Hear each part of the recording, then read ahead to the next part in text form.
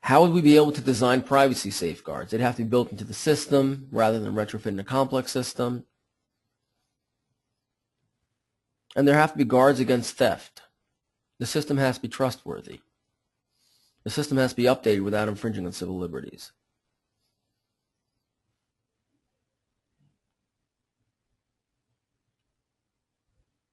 Next, there's phishing, which would include an email or an access link containing a request for data where it's fraudulent. The email itself is fraudulent.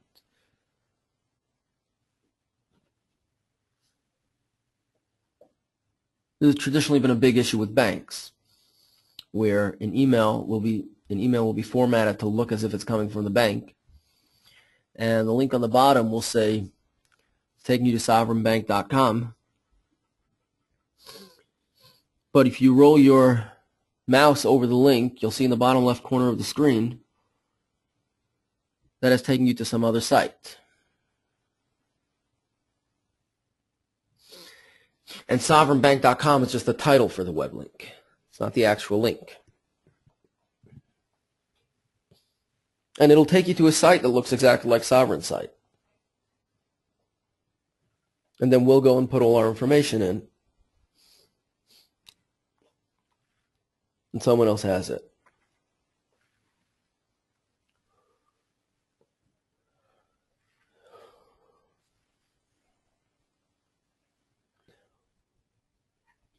Now, autonomy over personal information that's been collected and disclosed by others has led to serious debates over national ID cards and standardized driver's licenses as well.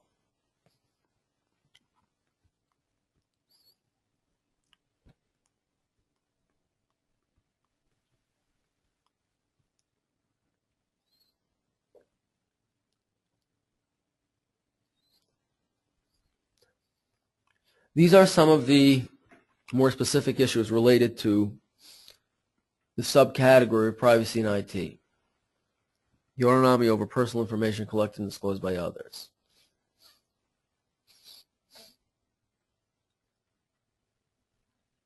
We need to take a look at what kind of privacy protection is out there and what kind of regulation, what kind of legal framework is out there.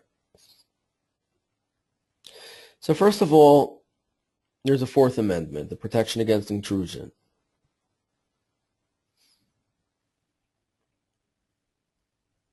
Then we have some of the more philosophical issues that have been brought up by Louis Brandeis. He actually brought them up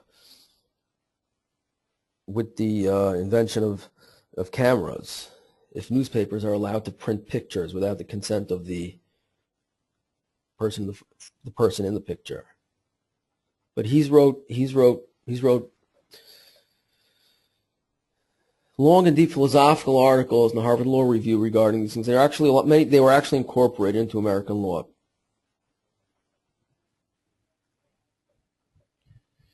Next, we have the free market versus consumer protection view.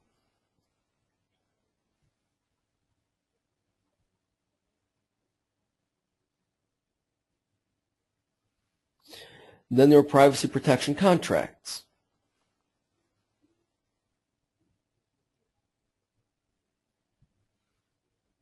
Then we have the Children's Online Privacy Protection Act, which is more of a regulation.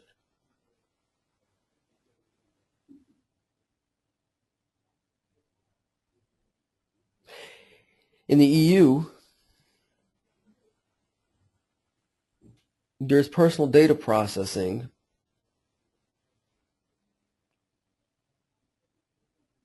that's been a direct outcome of the Comprehensive Privacy Directive. So there's framework out there, legal framework, philosophical framework, practical framework, for privacy protection.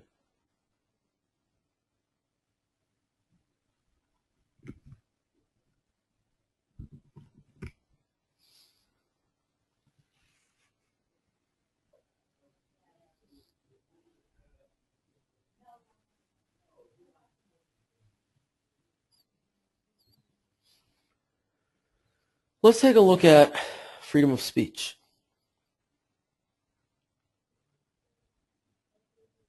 People say anything they want online. Let's take a look at some of the more specifics of freedom of speech as they relate to information technology.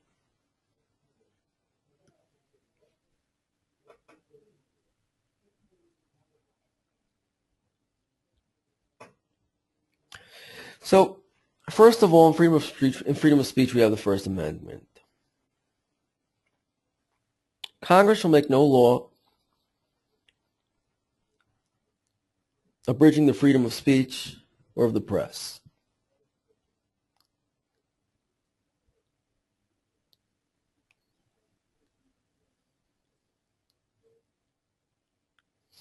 What about protection against objectionable speech, objectionable pictures, and other forms of objectionable expression of ideas and opinions?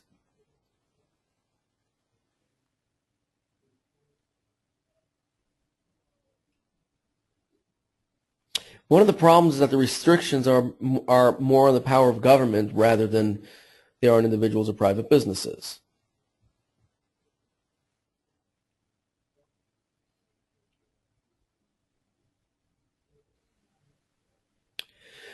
So the Supreme Court has developed some guidelines. For example, advocating illegal acts and truthful advertising. Usually they're protected. Anonymity is usually protected.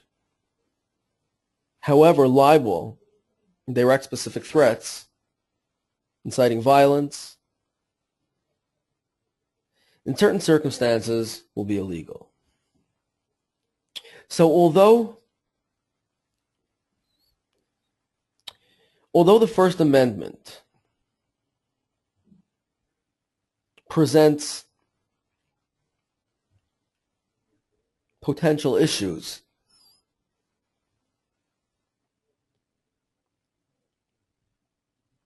specifically related to IT,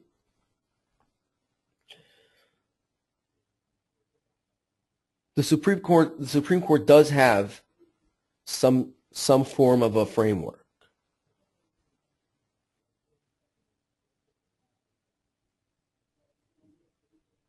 Where anonymity will be protected,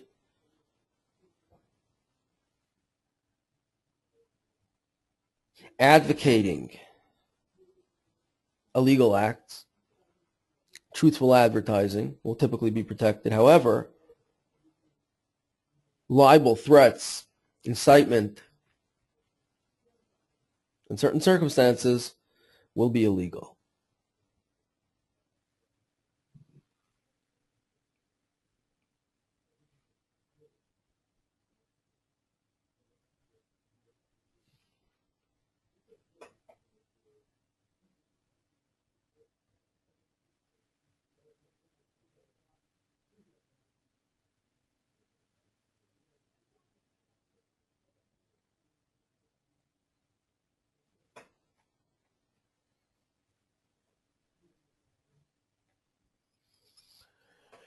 Now, as far as the regulatory paradigm is concerned, related to the freedom of speech,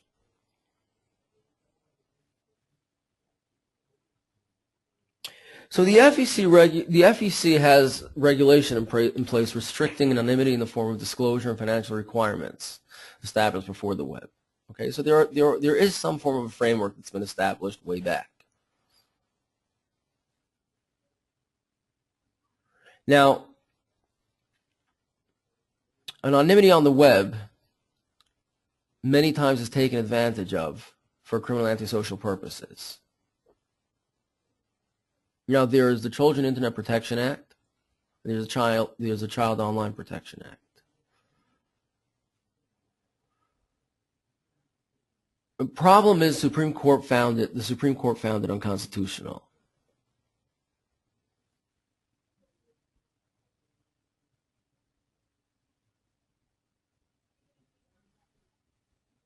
The targets were typically internet terminals in schools and libraries that participate in certain federal programs. And being that it was found unconstitutional, filters are typically a better solution.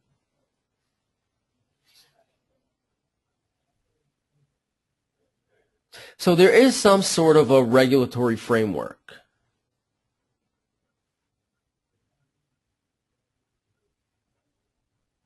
Parts of it have been around way before the internet. They've just been applied to information technology.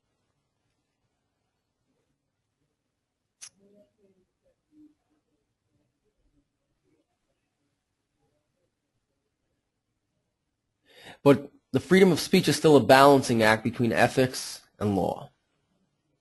It's still freedom of speech as it relates to information technology is still in murky waters.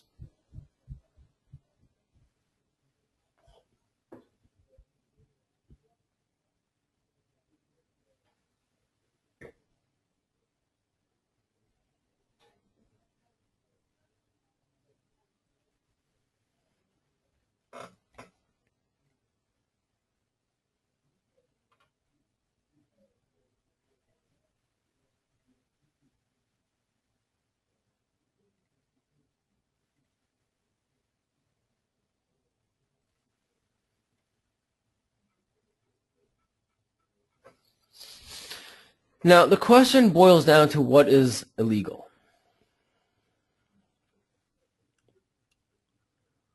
Now, the problem is like this. Obscenity is offensive, but it's not protected by the U.S. Constitution.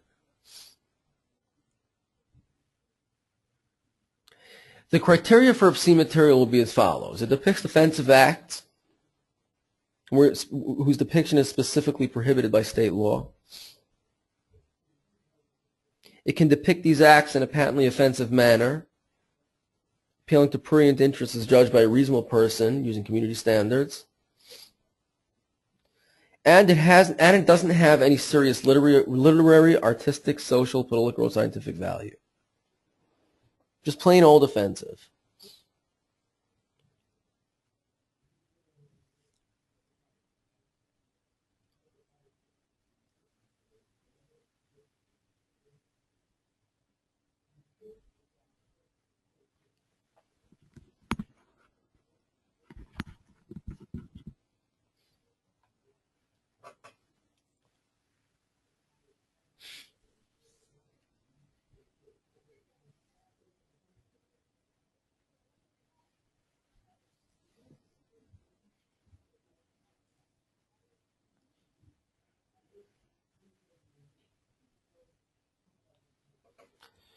What about anonymity? Is it protected? So,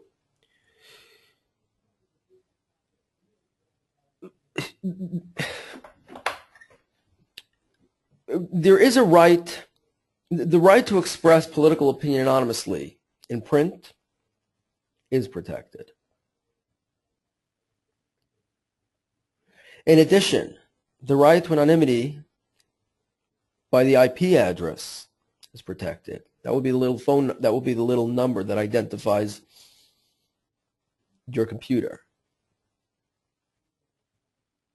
Just like your phone number identifies the phone in your kitchen, the IP address will identify the number on the computer. So providers have to have solid identity protection programs, and their employees must be trained to monitor the policy effectively. It stems from there was an AOL had an employee who sold a list of IP addresses, and AOL was held liable.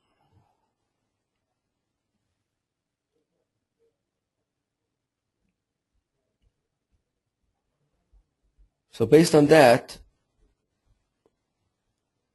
there's a right to anonymity by the IP address, where the providers have to have solid identity protection programs in place.